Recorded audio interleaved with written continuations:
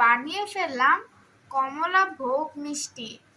দেখো গাইস, দেখতে কতটা সুন্দর লাগছে, কালারটাও কিন্তু অনেক সুন্দর এসেছে। এখন আমি এটা খেয়ে দেখবো খেতে কেমন হয়।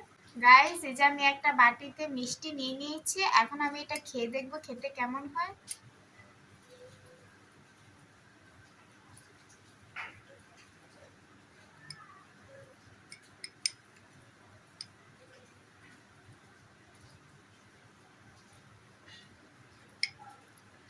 বিসমিল্লাহ।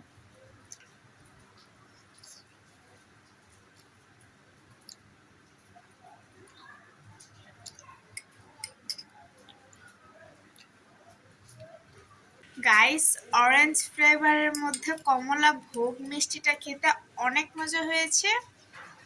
তো তোমরা চাইলে এটাও বাসায় বানিয়ে খেতে পারো। এই মিষ্টিটাও কিন্তু অনেক মজা। আজকের ব্লগটা তোমাদের কাছে কেমন লেগেছে অবশ্যই like comment share and please subscribe করে দিবেন। টাটা।